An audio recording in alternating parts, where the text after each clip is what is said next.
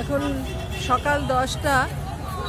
আমরা সকলে মিলে এসে গেছি বৃহদেশ্বর মন্দির, অর্থাৎ তাঞ্জাভুরের যে মন্দির দেখার জন্য আসা, সেই মন্দিরে পৌঁছে গেছি। তাঞ্জাভুরের বৃহদেশ্বর মন্দিরের ভেতরে আমরা ঢুকে যাচ্ছি। তো এইখানে এই যে গেটটা পার হচ্ছি, গোপুরাম যেটা, সেখানে পা দিকে ফুল বিক্রি হচ্ছিল। আমরা সেখান থেকে একটু ফুল এবং পুজো দেবার জন্য সামগ্রী সব এখানেই সাজানো ছিল, এখান থেকে কিনে নিলাম। কিনে নিয়ে আমরা ভেতরে যাচ্ছি। ভেতরে যেটুকু দেখা যাচ্ছে সেটাকে বলা হয় মারাঠা গেট।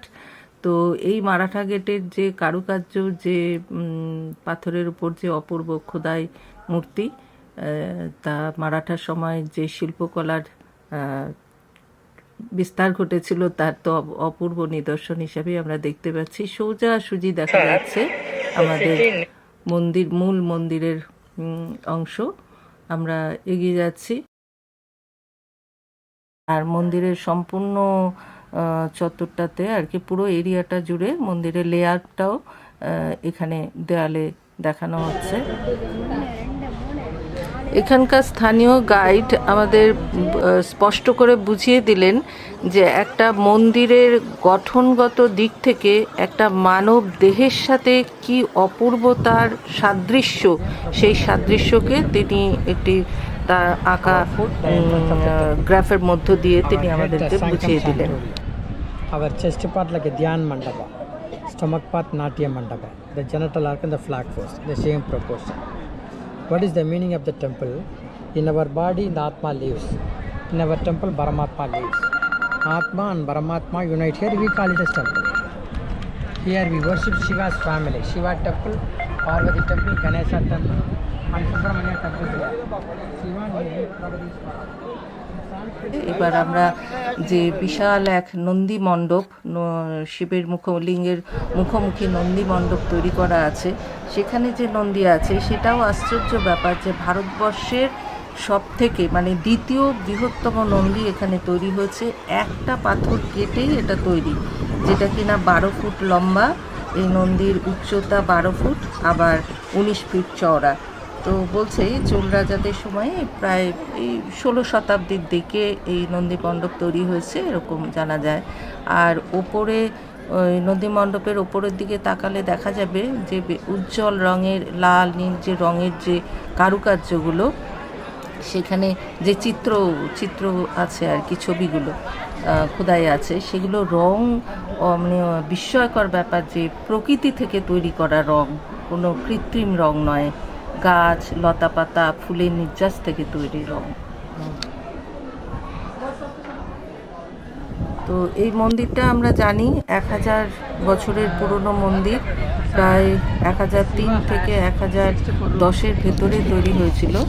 কাবেরী নদীর উপত্যকায় এই চোল রাজাদের সময়ে চোল রাজা প্রথম তিনি স্বপ্ন দর্শন করে এই শিব মন্দির প্রতিষ্ঠা করবেন, এবং তার বোন, জানা গেছে আর কি, তার বোনেরও প্রচণ্ড সে শিব ভক্ত ছিলেন তারা। তো তারা উৎসাহ নিয়ে এই মন্দির তৈরি করা শুরু করেছিলেন। আর ইতিহাস তো বলছেই যে চোল, পাণ্ডব, চালুক্য বংশ দীর্ঘ সময় ধরে যে গৌরবময় শাসন চলছিল, সেই সময়ের এক উজ্জ্বল নিদর্শন হিসাবে আজও এই তাঞ্জাভুরের মন্দির, বৃহদেশ্বর মন্দির আমাদের কাছে জীবন্ত হয়ে আছে। একে জীবন্ত মন্দিরও বলা হয়, কারণ 1000 বছর ধরেই প্রথম দিন থেকেই যেমনভাবে পুজো রীতিনীতি মেনে পুজো হয়, সেইভাবে আজ অবধি পুজো অর্চনা হয়ে আসছে। 13 ফুট উঁচু এই শিবলিঙ্গ, মাথার উপরে 5 ফণা দাঁড়িয়ে ছায়া দিচ্ছে। সেখানে রাজরাজেশ্বর বৃহদেশ্বরকে পুজো দিয়ে আমরা বেরিয়ে এলাম। এসে পার্বতী দর্শন করছি, পার্বতী মন্দির। এখানে পার্বতী মন্দিরে ঢুকতে গেলেই দুপাশে, ভালো লাগলো দেখে, দুপাশে 2জন নারী মূর্তি পাহারা দিচ্ছে, দ্বারপালের দায়িত্ব পালন করছে। আর 2 পুত্র দুদিকে আছে, কার্তিকেয় এবং গণপতি। তো এবং মন্দিরের ভেতরের ছবি তো তুলতে পারবো না, পুরোটাই রূপো দিয়ে মোড়ানো এই মূর্তি। এত ভক্তি এবং এত শান্তি তার দিকে তাকালে। আর বাইরে মন্দির চত্বরের যেটাকে নাট মন্দিরের অংশ যেটাকে বলছি, এই যে ছবিতে দেখতে পাচ্ছি, খুব সম্ভবত হাত জোর করে শিবলিঙ্গকে পুজো করছেন রাজা অথবা রানী, এটা আমার ধারণা। খোদাই করা আছে এবং চারপাশে যা অপূর্ব স্থাপত্য শিল্প, সেই সময়কার শিল্পীদের যারা এগুলো খোদাই করে তৈরি করেছেন তাদের উদ্দেশ্যে শতকোটি প্রণাম জানাই। কি বিরল প্রতিভার অধিকারী ছিল তারা, যে 100 করে 1000 বছর পার করে 2023-এ এসেও নিখুঁতভাবে তাদেরকে দেখতে পাচ্ছি। গণেশের মন্দিরের সামনে দাঁড়িয়ে আছি।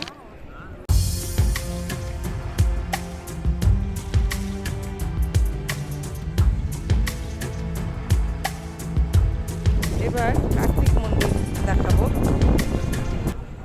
কার্তিক মন্দিরের বৈশিষ্ট্য হলো যে কার্তিক দেবতাকে এখানে বসানো হয়েছে রথের উপরে। মন্দিরটির গড়ন যদি একটু লক্ষ্য করা যায় তাহলে দেখা যাবে যে এটা একটি চলন্ত রথের মতো। 1,30,000 টন গ্রানাইট পাথর দিয়ে তৈরি এই যে মন্দির, এই মন্দিরে এখন আমরা আছি প্রায় ঠিক 12টা থেকে 1:30 বাজে প্রায়। আমরা চতুর্দিকে মন্দিরটাকে ঘুরে দেখছি।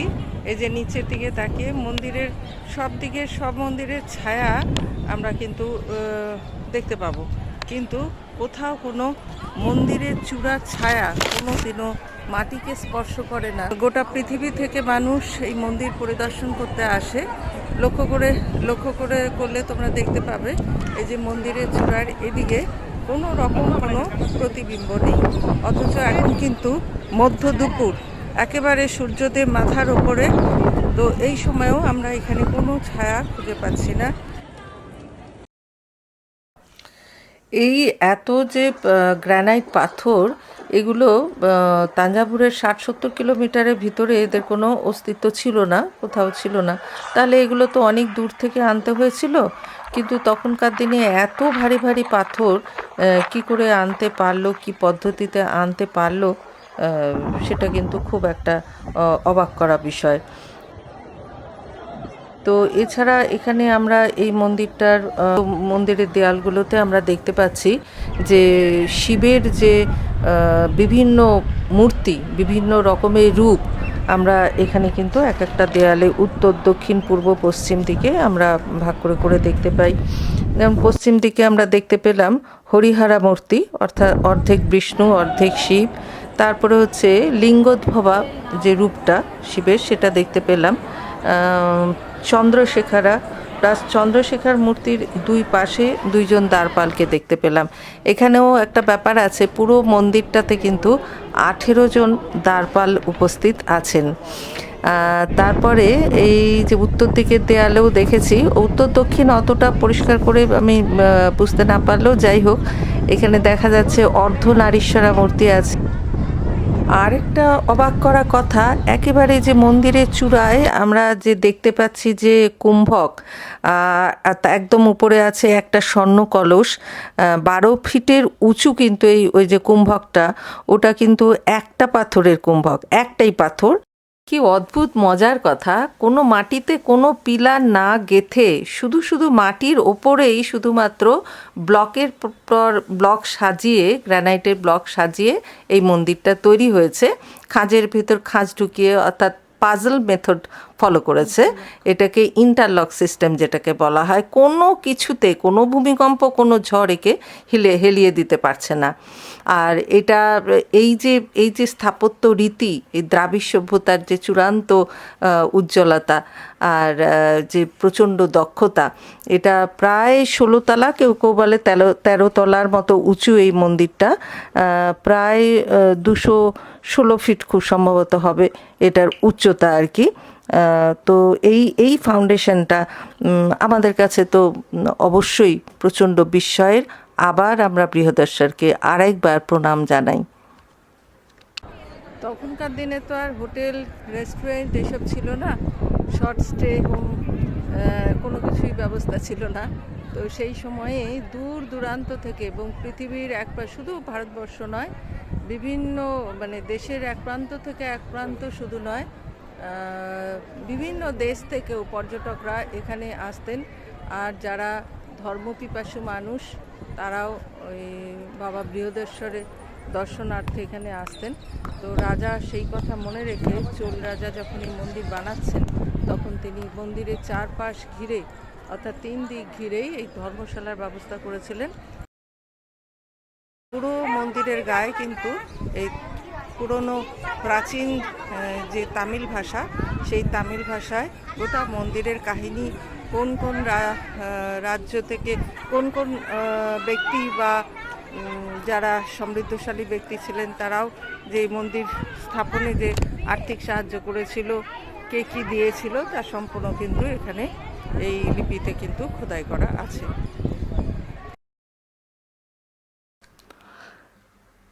বৃহদেশ্বর মন্দিরকে প্রণাম জানিয়ে সম্পূর্ণ মোটামুটি দর্শন শেষ করে আমরা হোটেলে ফিরে যাচ্ছি। বিকেলবেলা এখান থেকে মোটামুটি কাছেই আছে, 10-12 কিলোমিটারের ভিতরে মারিয়াম্মা মন্দির আমরা দর্শন করতে যাব। আগামী ব্লকে বন্ধুরা যারা আমার এই ব্লগ তোমরা দেখছো তাদেরকে মারিয়াম্মা মন্দির কেমন দেখলাম তোমাদের সঙ্গে নিয়েই দেখব। তবে তোমাদের জীবনের গল্পে তোমার সঙ্গে আমার এই চ্যানেলটার নামটা সবার মনে আছে তো? এত যে গল্প করছি, তোমরা কিন্তু ভালো লাগলে অবশ্যই সাবস্ক্রাইব করো আর আমার পাশে থেকো, লাইক দিও একটা অবশ্যই। আর পারলে যারা যারা এই তীর্থস্থান ভালোবাসে তাদেরকে একটু শেয়ার করো প্লিজ, এবং আমার সঙ্গে থেকো। তাহলে এই দর্শনের যে আনন্দ তোমাদের সঙ্গে শেয়ার করে নিতে পারলে খুব ভালো লাগবে। আজকের ব্লগ এখানেই শেষ করছি, আবার দেখা হবে।